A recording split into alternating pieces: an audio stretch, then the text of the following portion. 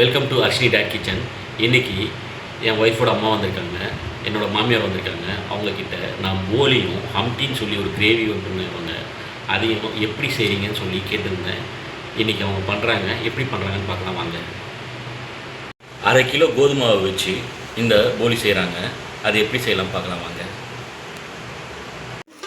1 teaspoon உப்பு போட்டு 1 teaspoon sunflower oil ஊற்றி நல்லா பெசரி கொஞ்சம் கொஞ்சமாக பிசைஞ்சு ஒரு 1/2 மணி நேரம் ஊற வச்சிடணும், காற்று போகாமல். கடலப்பருப்பு 1/4 கிலோ நல்லா வாஷ் பண்ணிட்டு ஒரு 1/4 மணி நேரம் ஊற வச்சுட்டு 3 விசில் விட்டு தண்ணி வடிகட்டிடணும். நல்லா ஆறின பிறகு வெல்லம் பொடிச்சு 1/4 கிலோ வெல்லம் போட்டுக்கணும். தண்ணிலாம் விடக்கூடாது. 1/4 கிலோ வெல்லம் போட்டுக்கோங்க.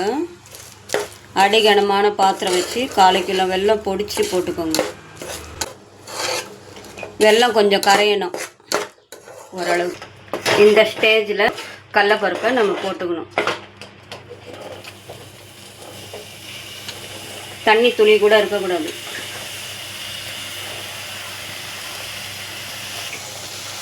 என்கிட்ட ஏலக்காய் பொடி இல்லாதனால தோலை உரித்து முழுசாக போட்டுக்கிறேன். நீங்கள் பவுட்ரு இருந்தாலும் அப்படியே போட்டுக்கலாம். அடுத்து சிம்மில் வச்சுக்கணும். கெட்டி ஆகிற வரலாம் நம்ம கலரிக்கினே இருக்கணும். இந்த பதம் வந்தவுடனே நம்ம இறக்கி வச்சிடணும், ஆற விடணும் நல்லா. இந்த பூர்ணத்தை நல்லா ஆறின பிறகு மிக்சியில் போட்டு நல்லா அரைச்சிக்கணும். நம்ம பூர்ணம் ரெடி பண்ணோம் இல்லையா, அதை ஆற வச்சு நம்ம மிக்சியில் அரைச்சிக்கணும் இந்த மாதிரி. இப்போது கொஞ்சம் நம்ம மாவு அரிசி மாவு போட்டுக்கணும்.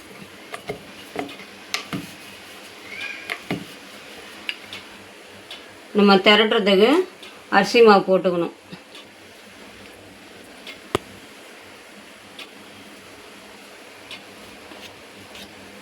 ரெண்டு டீஸ்பூன் பூர்ணம் வச்சோம்னா நம்மளுக்கு கரெக்டாக இருக்கும்.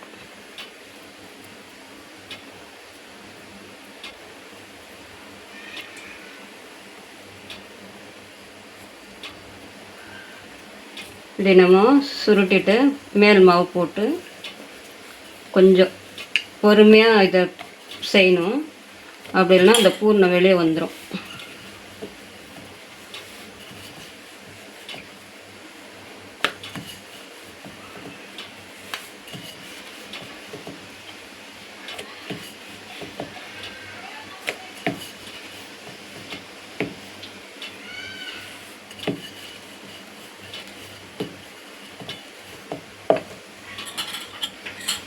நம்ம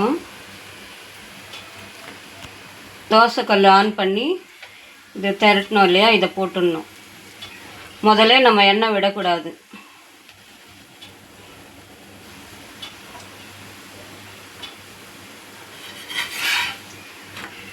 இந்த ஸ்டேஜில் நம்ம எண்ணெய் விடணும்.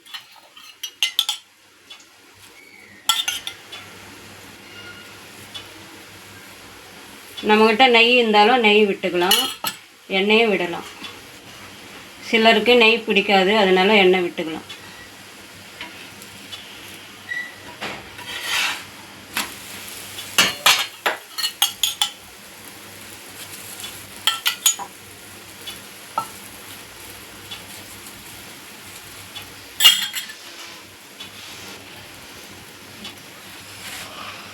இப்போ நம்ம இதை கோதுமை மாவில் செய்துருக்கிறோம்.